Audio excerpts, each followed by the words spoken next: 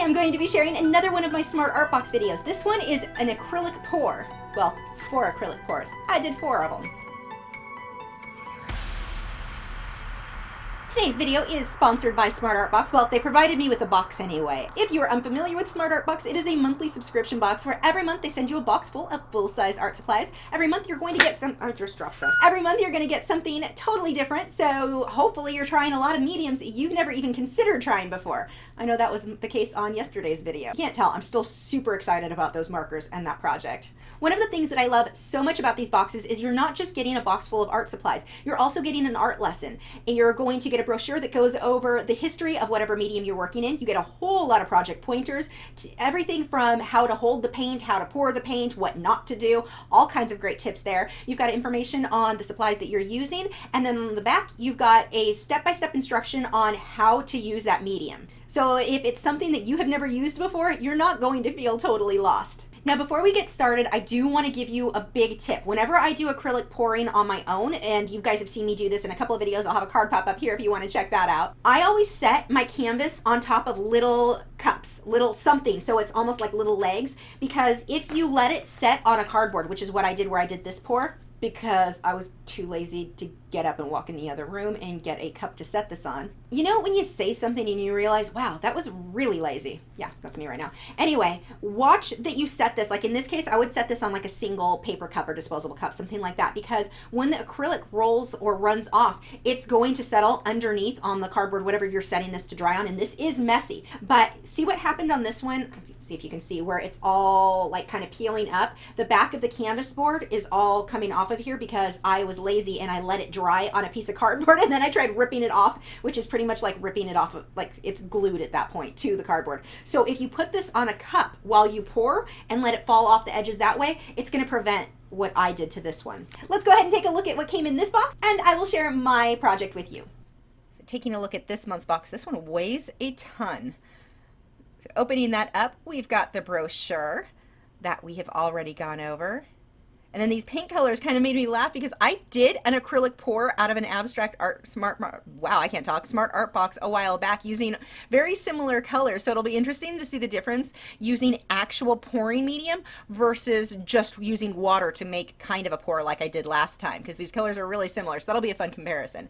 Then we've got this pouring medium. This also is by Deco Art. And that is not the same pouring medium I've used before. We've got these are fiber boards. This is an MDF panel. There are 2 of them, a 4x6 and a 6x6. And then we've got the canvas boards that are 8x10 and a 5x7. So it gives us a pretty good feel of what you might like to use as an acrylic pour. There's the larger one there, and then a palette knife that I personally pretty much just use for stirring the paint. There's that palette knife. Okay, now let's go ahead and take a look at these supplies in action. For this one, you're going to want to grab some disposable cups, or I've used disposable bowls to mix this in. I also would recommend, like I mentioned before, put a cup underneath the project and let it pour over the edges. That's going to give you way better results than what I did here, where I let it dry on the cardboard and then I ripped it up, and you saw the mess that I made of the background of mine because I got lazy. So put your art panel on top of a cup while you pour. But the instructions here said to use more paint than pouring medium. Pouring medium is the white stuff you see in there right now.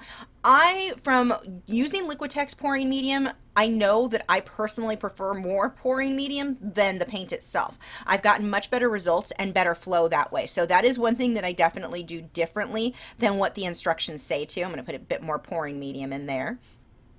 But I'm going to mix all of my colors in separate cups first. Mix that in really nicely with my pouring medium. And this thins that paint out. And then the thing with the Deco Americana Multi-Surface Acrylic paint, that was a lot to say. That paint is really, really thin, much more so than even my Liquitex soft body that you guys have seen me do the acrylic pours with before. So this is going to flow, and it actually made a much bigger mess than I typically make with the Liquitex pouring medium, which is kind of better because it flows nicer. I think for myself, I'll probably still use the Liquitex pouring medium because I have a gallon-sized bucket here. I'm not letting that go to waste. But this actually it did give me good results. It is one that I would say, as long as the colors, which I've not looked into, if these colors are light fast, I would say that this would be a decent way to go.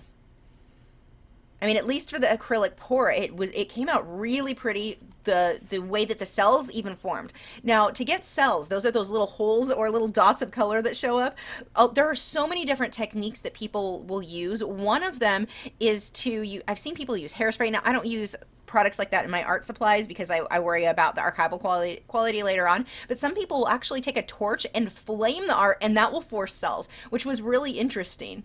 So there's just tons of different ways that you can get those cells. So here, I'm not using any of that, so I really didn't have that many of those little circle cells, little dots, I guess, but still looks really cool.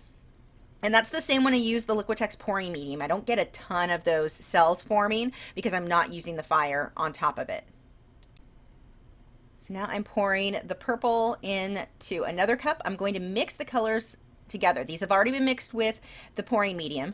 I'm going to pour them together. There's so many different methods you can go with to pour your colors. You can pour them straight out of the cup individually, so straight red and then pour the purple on top. You can do all of that straight to the cup. But what I'm going to do here is mix them separately.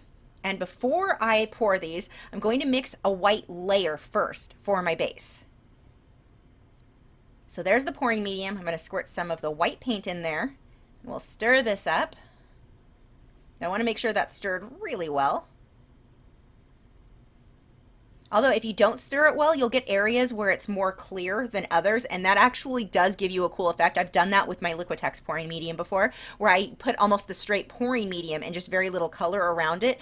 That actually gave me some interesting results. I've done this where you can layer it, let the first layer dry, and then do another pour on top of it. You just want to make sure that first layer is dry if you're going to do it that way. But I've gotten some really neat results by playing around with layering like that and letting more of the glazing medium, just the clear medium, show through on different sections. So I'm going to spread that around. I am using the palette knife for that because this isn't part of the pour. I just want to get the canvas covered, so when I put the paint on, it's going to flow really smoothly.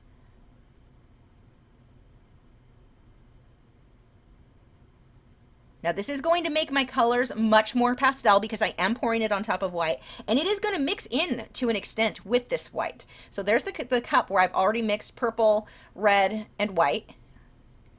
I'm going to lay that down flat. And this would be so much better if I set this on top of a cup. I'm kind of kicking myself for that one. Once I put it in a little frame, you're never going to know that I made such a mess of the back of it, but yeah, that was a bad on me. So we're just kind of pouring that out. I'm smudging it around. Now don't over smudge. You don't want to mix this into one muddy color. I want to be able to see where the red and where the purple, where everything is separate. It's really easy to want to keep smudging that around, and you don't want that. So now I'm going to move it around to pour it. I like to wear gloves when I work with this. They're non-toxic, so it doesn't hurt you if you get it on your hands, but I do like to wear gloves. I didn't have any here right now, so these are actually from a box of hair dye I had left over back when I used to dye my hair black. And I'm just going to keep moving it. Now you can start seeing those cells forming. See there, the little holes, the little dots. I love that look. And so this definitely, I think, gave me a better results with getting cells without using any of those other techniques I was talking about, using the fire. There are a lot of videos. If you just do a Google or a YouTube search for acrylic pours, you've got some really cool techniques that people do. There's one lady who wears a robe while she does it, and her videos are awesome. I love how it's like a bathrobe. That's how I remember her. But her pours come out beautifully, and she does that with the flame, so that's really cool to watch. So see how this is just slowly running? Now I wouldn't want to let it set here for too long because it would run too much. So you want to sit and watch it and definitely be in control that way. You may want to slide it off to the other direction if it starts to pour.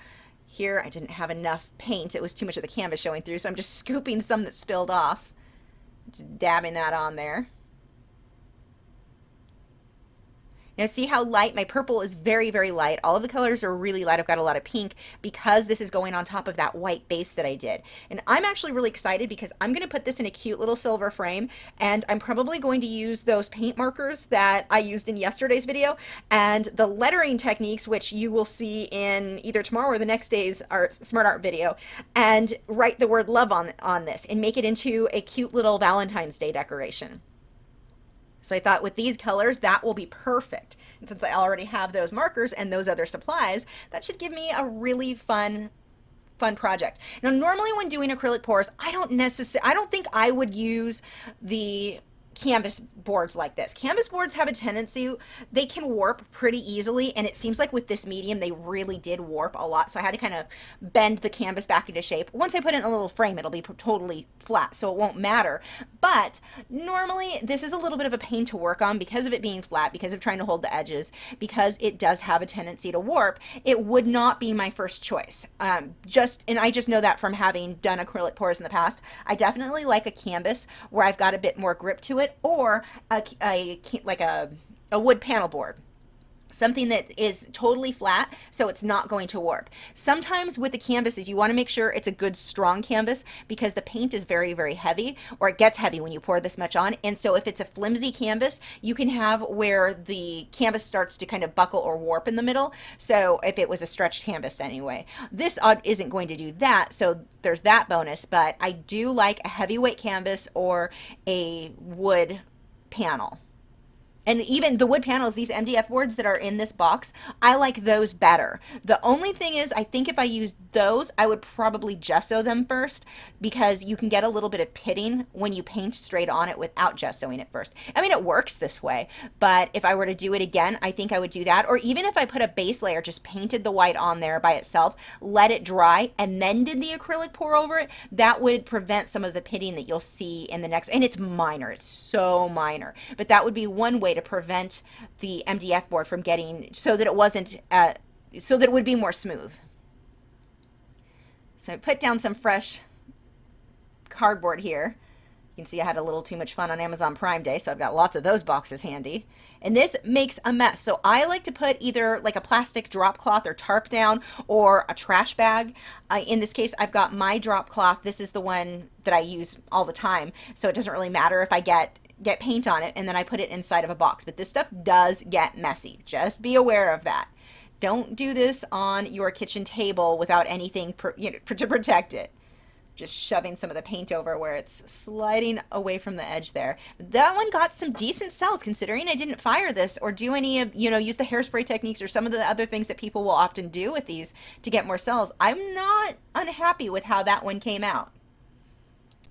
So now we're going to try the next one. This is the other canvas board. So I started by pouring the white on there, and I'm going to just go ahead and pour individual colors on. And so this is a different method. There's so many different methods to do acrylic pours, with how the first way where I mix the colors in another cup just without stirring and then pouring it on. Now this has all been thinned out with the pouring medium. And again, I use more pouring medium than I do paint. So that is different than what the instructions said. I'm going to smudge that around. So this, I'm not trying to create the same look just yet with the pour. I just want more of the purple showing. And I think the first one was probably my favorite that I did.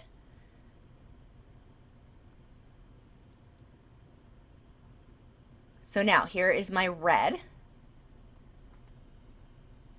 I'm going to pour some white right into it, but I'm not going to stir those. I want them to be separate so that when I pour it on, they just separate on the canvas.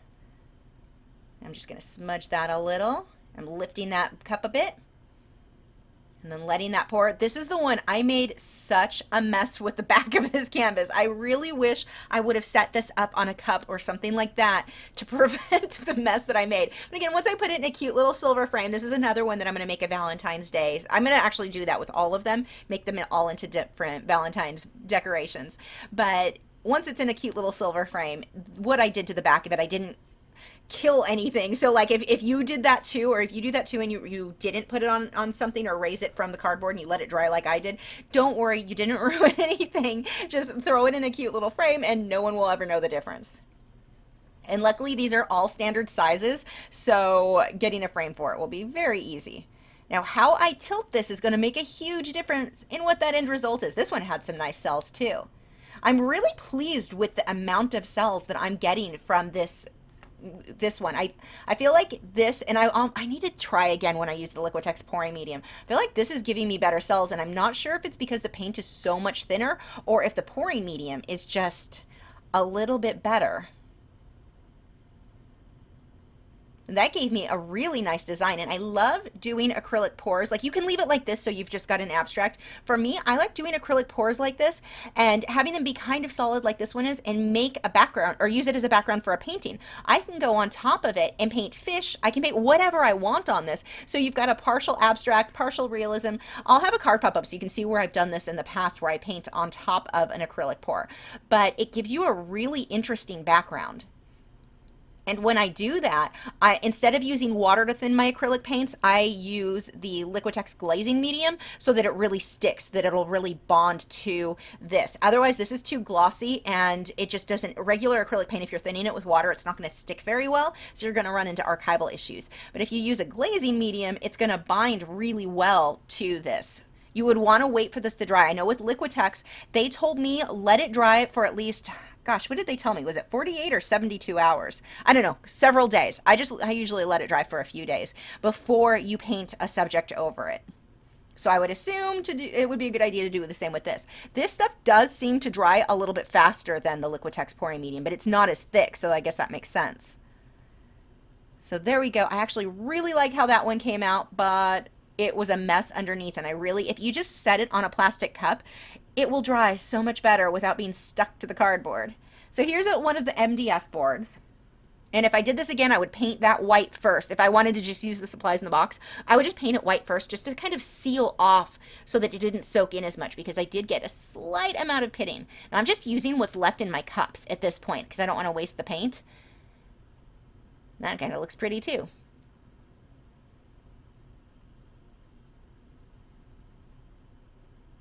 So we've got the purple. I wonder what month this box actually was for, because if it was around Valentine's Day, these colors make a lot of sense. And purple and red look so pretty together. I like that they didn't give colors. I mean, some colors, when you blend them, you just too easily get mud.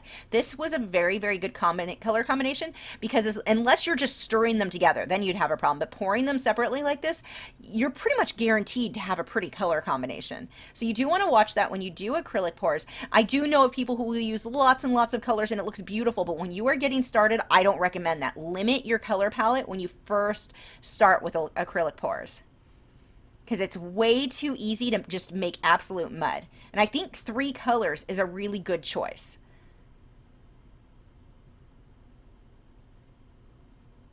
So I poured the white right on top of that. Now I'm going to tilt that around, and look at my gloves. Like, you can see how messy I'm being because I'm pouring so much. And this does wash off of your hands. It kind of comes up in big chunks. I had it all over my legs. I was wearing shorts when I did this, and I kept touching my legs when I would pause, or I had a few drips. So I was an absolute mess when I was done. Don't wear clothes that you're worried about. Make sure they're clothes that if you get paint on it, it doesn't really matter to you. This is a very messy project. So just letting that run. This one's not coming out to be one of my favorites. I was hoping more of the red and the purple would show.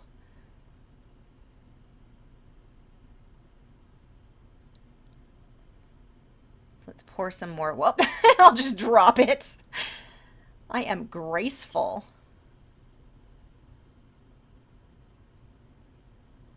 So try to get a little bit more of the red. And I've got plenty of paint. I can mix more. To be quite honest, I was just being a bit lazy at this point.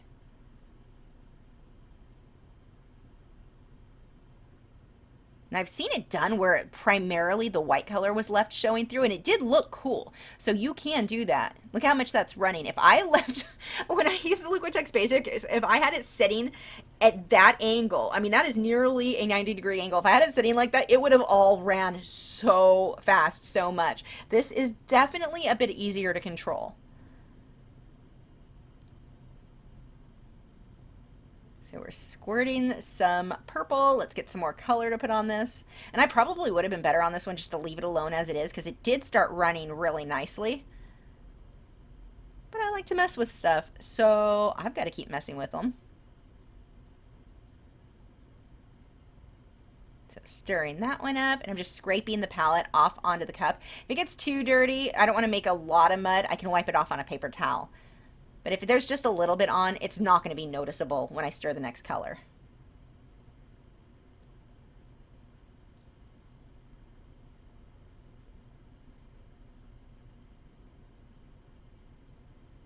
I probably should have left it like that. That actually looks kind of neat. But I wanted to keep playing. Now, acrylic pours, I'm glad that they gave us so many, all of the two different MDFs and the two canvas boards, because it's a really fast project. You'd be done with it in, I mean, this was, what, 20 minutes of video? I forget what it was, something like that. Not that long. If you only had one project, it takes longer to set up than it does to actually paint. So I'm really glad that they gave us so many canvases or surfaces to play with. Plus, this way you get to try out different techniques.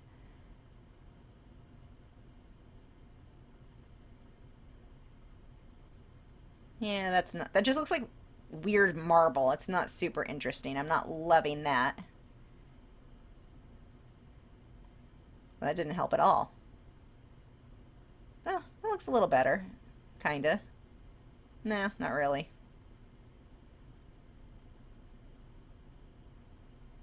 Okay, let's try this. I've got so much. Ooh, I like that. Look how much of the stuff, the pour that I had on the base on the box. Figure, let's just put this upside down on that and see what happens. Now that I liked. So actually, I'm glad I kept messing with that. Look at that one starting to get cells over the white. Those little red dots showing through. We've got some little white ones showing through. This one came out way better just by dipping it, putting it face down in the absolute mess of color that's in my box. I'm just holding it and tipping it to the side so that those little cells open up. They stretch out a bit. These are not the ideal gloves for this. If you're going to wear gloves, I like the ones that are fitted a little bit better. These are those super cheapy hair dye gloves. Not ideal. It'd be easier to either use my bare hands and not worry about getting paint on my nails. I had just painted my nails, I think that day or the day before, so I didn't want to mess them up. Or get using gloves that fit better. These ones I definitely had a hard time gripping things. I was dropping things. I don't like these cheapy gloves.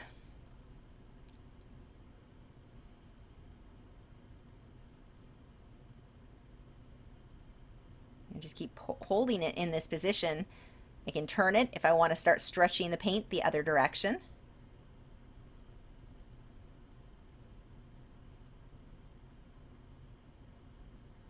That was something I'd never tried before, putting paint on a box and then sticking the canvas on top. I have never tried that with a pour, and I really did like the results that I got.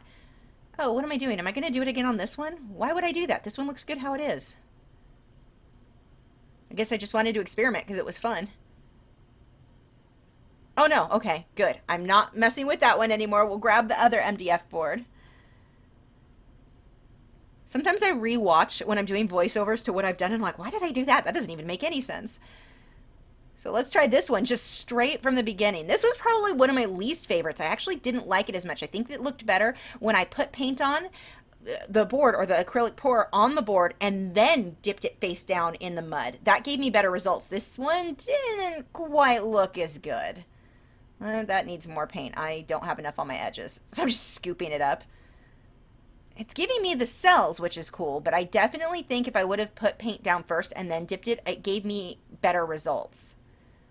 Well, now I'm just creating mud by twisting it this way. That is not, like, if you're going to set it down, just set it down. I wouldn't twist it a whole bunch like that, because see how now all those colors are just mixing together a bit too much. So I don't have separated areas where there's red or purple. I just have this red-purple mush. It's kind of like melted Neapolitan ice cream. That is definitely my least favorite method.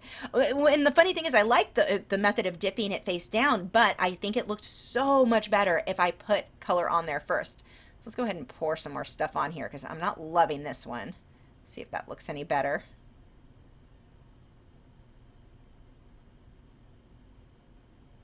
Not really. It's okay, I guess. But the cool thing is, I learned something. Don't do it this way. Put paint down first. That looked cool. I think too that the paint that was at the base of my box, I probably had already mixed it too much when I did the last one that way. So I probably, if that was a method I really wanted it to try, I think if I were to do it again, I would only plan on making that mixture for one canvas and then make a fresh batch for the next one if I wanted to do that. And if you are going to get into acrylic pours, pick up a lot of like a lot of canvases or whatever you're going to do it on. You're going to want a lot. Oh, that is just getting worse, isn't it? You're going to want a lot of them though, because it is so fast. You're going to spend so much more time setting up than you will doing the actual pours. The pours themselves go really quickly. So once you're set up, if you do one, you're going to be like, well, now what do I do? I'm bored now. Get quite a few, whether you're going to do canvases, canvas boards, MDF board, whatever you're going to use, get a bunch of them, because you are going to want to do multiple projects at once. And don't do what I did to this one. It's really not getting better, is it? The other thing I could have done at this point is take that palette knife. I could have scraped all this off and started from scratch. Or I can let it dry and then pour on top of it again. Actually, I may end up doing that. I really wasn't super happy with what I did on this one. That's starting to look a little bit more interesting.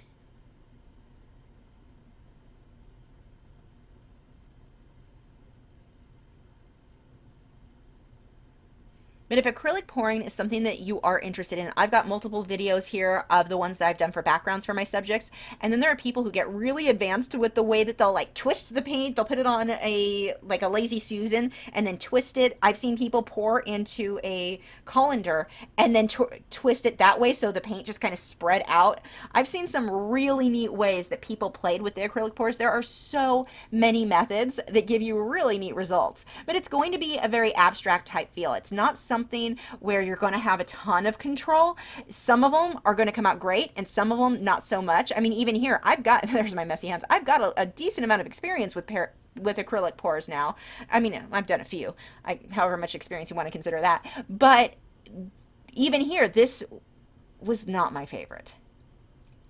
But you only have so much control here. So you can kind of, you've got control over the colors that you choose. So luckily with this box, you're pretty safe. These colors look beautiful together.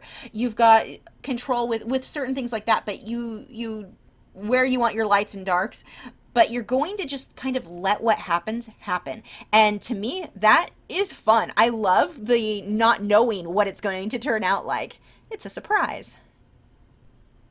So one of the things that I have wanted to try is to see if a hairdryer, the heat from a hairdryer would make any difference. I mean, is it the same as a fire? I mean, obviously it's not the same as a flame, but I was curious if it would make any increase in the cells that you would get in a piece. So this one, but that I already knew, I didn't like it anyway, so I didn't have to worry about messing it up. I've been too scared to try this on any of my other acrylic pours because I liked them enough. I didn't want a chance messing it up if something went terribly wrong. So I decided to go ahead, I'll take off those gloves, went and got my hairdryer to see, does it create more cells? Does it do much of anything?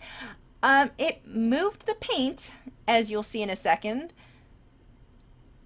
Maybe. Or maybe we'll just sit here while I bump into the box. Also an option. But with the hairdryer, you'll see it moved the paint, and it did kind of open up some of the cells that weren't opening, but they may have done that anyway just for moving. But it wasn't something that was super amazing. I wasn't that, like, it wasn't worth, I don't think it's something I would try again. See a couple of those, you can see the paint moving. It's like actually creating waves in the paint from the pressure of the hairdryer. A couple of little cells open, teeny ones, but not much. Add a little bit more, because if it's not working, do it more. That makes sense, I guess. Yeah, no, that didn't, that just, you can see, didn't work out. Not something that I see myself trying in the future. But this is another one. I set down and it dried so much into, like, I had to rip it off the cardboard when it dried because I had made such a mess and there was so much behind it. So that would be, again, put it on a cup before it dries so that you don't have it sticking to cardboard like I did here. There are my 4 finished pieces, and I'm really excited because these do have a very, like, the colors are very Valentine's-like to me. So I'm excited to add in some hearts and I'm going to use the paint markers for that. add in, like I was thinking maybe add a big heart and then write the word love on the one on the bottom right hand corner on top of the red. So there's some options there. I'm turning these into really cute Valentine's Day projects. You can also leave them exactly as they are, and that's what I think the majority of people who do acrylic pours do. They just leave it as is. Of course, I'm not normal, so I'm going to make it the background for something. So just for comparison, here is the project that I did where I just used water. I didn't use an actual acrylic pour, and it almost looks like I have cells, those little dots all over, but I don't. What that is are chunks of paint that the other paint, because I used so much water, flowed through. It is beautiful. The main difference here is I used a darker purple, besides that it's not an actual acrylic pour, but it gave a completely different result. Both are very, very pretty, but yeah, there are that you can really kind of see the difference between how the paint flows with an actual pouring medium versus creating something similar with water. And the reason that I have those chunks that created those little circles, which worked really well for this, it was an accident. It's just because I didn't have the acrylic paint in the cup when I mixed it with water. I didn't have it stirred all of the way. And so those chunks came out, and they ended up being happy little accidents there. If you would like to sign up for your own Smart Art box, I will have a link in the video description along with a coupon code that will give you a discount off your subscription for month. For life. Words are hard. Have you subscribed yet? If not, I have a handy button right there. It's round, has an orange arrow going towards it. If you click on that, that'll help you to keep up to date with all my new art videos every single week. You may also want to click on the bell icon because YouTube is terrible about notifying people, or sign up to my email newsletter. That is free. It goes out once a week where I let you know whatever videos went live, give you some art motivation, and all kinds of fun stuff like that.